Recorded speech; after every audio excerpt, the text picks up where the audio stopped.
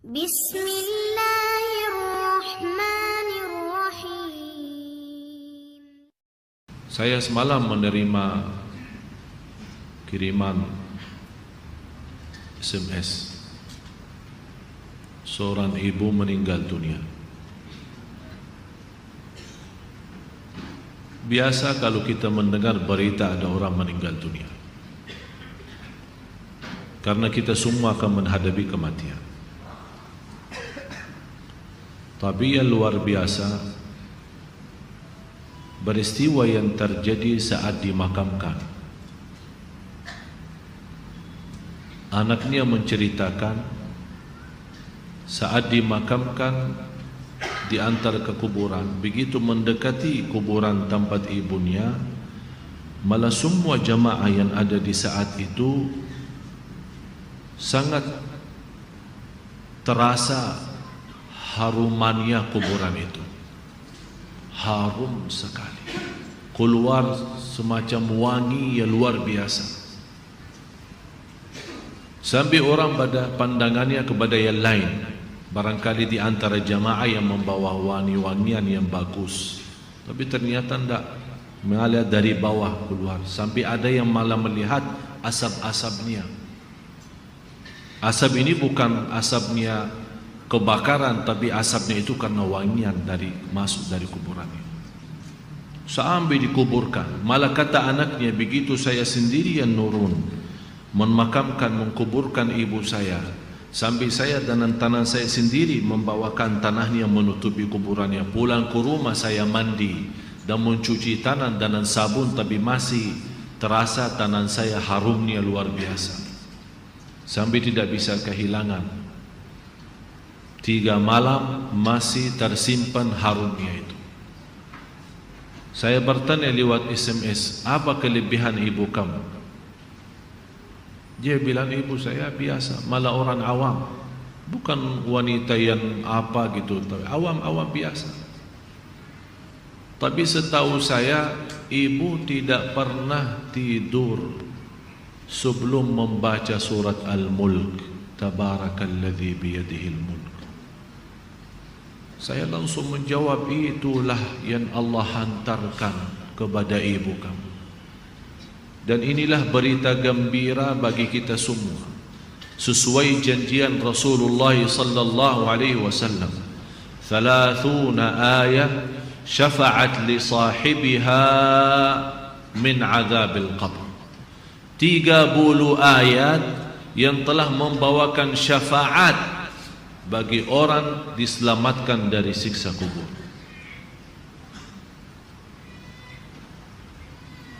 Dari situ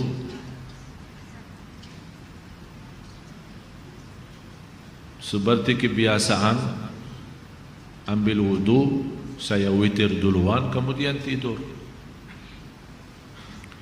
Apa yang saya lihat dalam mimpi?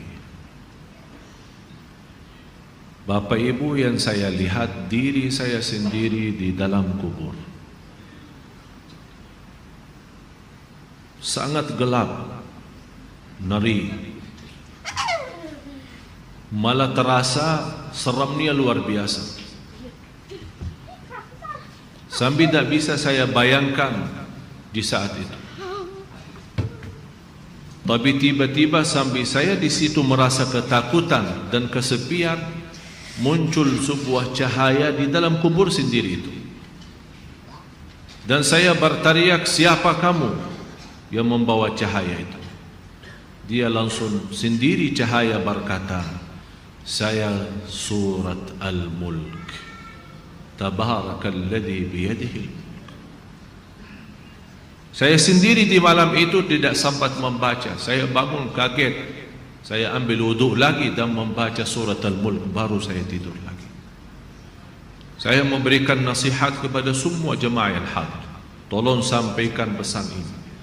Jangan tidur belum baca surat Tabarak, karena kita tidak tahu kapan saatnya menghadapi kematian. Bisa jadi itu tidur kita adalah tidur yang terakhir dari dunia ini.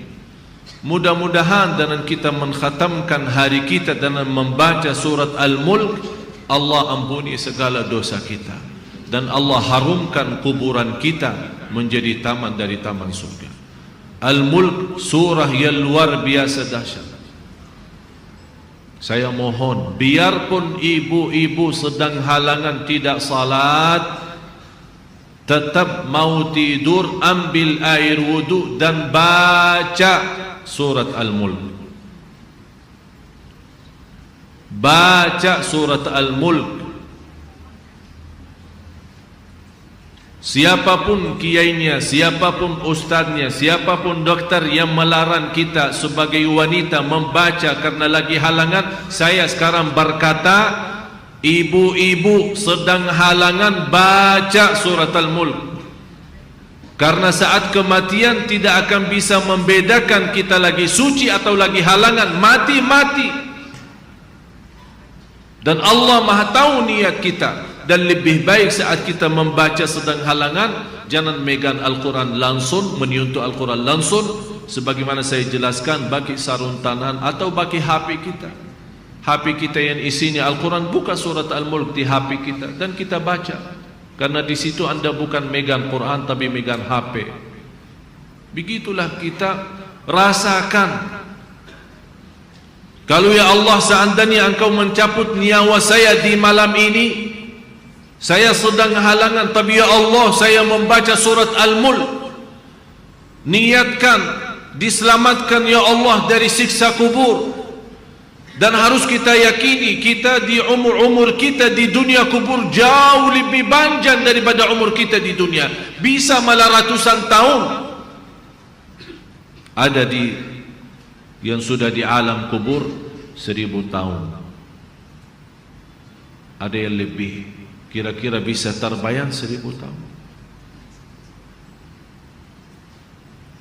Apalagi ummah yang terdahulu. Oleh karena itu jamaah sekalian, waspadalah, berhati-hatilah. Marilah kita sama-sama menjaga kebaikan itu. Karena sungguh inna rahmatallahi qaribun minal muhsinin. Sungguh rahmat Allah sangat dekat bagi orang yang berbuat baik. Sangat jarak kita menuju ke akhirat sangat dekat, sangat dekat. Malah jauh lebih dekat daripada rencana kita besok. Jarak kita ke akhirat, jarak kita masuk kubur jauh lebih dekat daripada rencana kita besok.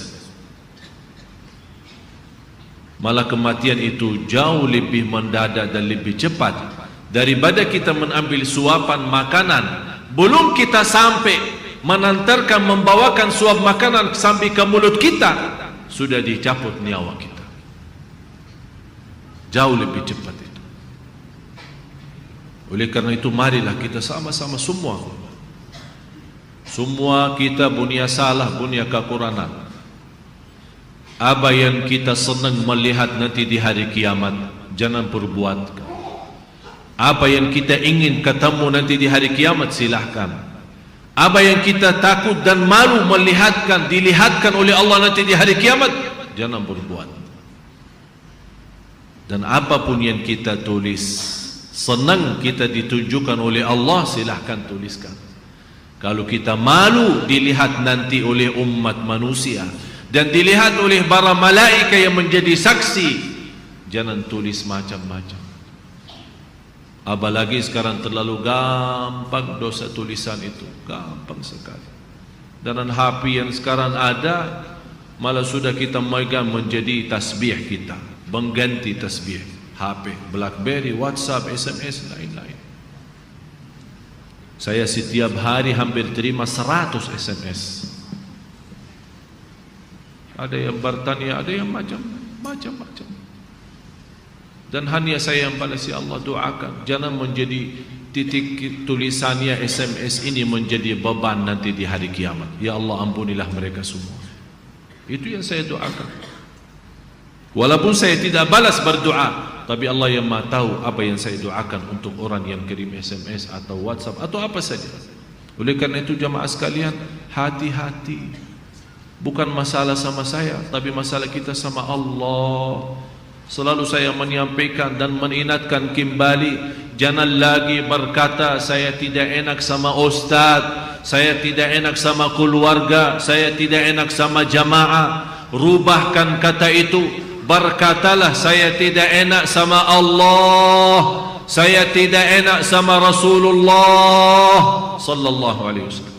Kalau memang kita ingin diselamatkan oleh Allah di akhirat, bagi saya dunia ini biar kita susah sepanjang hidup kita sampai mati susah, masih jauh lebih ringan susah dunia daripada nanti susah di akhirat. Harus menjadi tujuan kita akhirat, bukan dunia.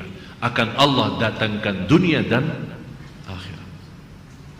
Ya ayyuhalladzina amanu taqullah wal tanzur nafsun ma qaddamat lighad wattaqullah innallaha khabirun bima ta'malun. Orang beriman, bertakwalah kepada Allah dan lihat masing-masing apa yang kita bawa nanti untuk hari esok, hari kiamat. Bertakwalah kepada Allah dan jangan-jangan wala takunu kalladzina nasullah, jangan-jangan menjadi orang yang melupakan Allah, akan Allah lupakan kita. Kalau Allah lupa sama kita, na'udzubillah, berantakan, hancur, dunia akhirat hancur kalau Allah lupa sama kita. Maksudnya lupa Allah sama kita, artinya Allah tidak mau urus kita lagi, tidak mau bantu kita lagi, tidak menolong kita lagi, tidak mau perhatian kita lagi. Na'udzubillah. Kalau Allah tidak mau perhatikan kita, siapa lagi yang mau perhatikan kita? Kita semua tidak punya Allah yang maha adil selain Allah, tidak punya Tuhan yang maha kasih sayang selain Allah, tidak punya Tuhan yang maha mengampun selain Allah. Biarpun dosa kita sepenuh bumi, tapi kita datang kepada Allah dengan ikhlas dan yakin diampuni dosa kita, dan kita berbuat kebaikan semampu kita, akan Allah ampuni dosa kita semua, biarpun dosa itu sepenuh bumi. Begitulah indahnya kasih sayangnya Allah. Mudah-mudahan semua yang hadir Allah bukakan hatinya, diberikan petunjuk kepada jalan yang benar, disucikan lahir batin, dikuatkan lahir batin agar senantiasa setiap hari meningkat iman, menaikkan takwa, menjadi orang yang berilmu dan beramal salih, agar senantiasa setiap saat, setiap waktu kita mendapatkan karunia rahmat Allah, karena sungguh rahmat Allah sangat dekat bagi orang-orang yang berbuat baik. Al-Fatihah.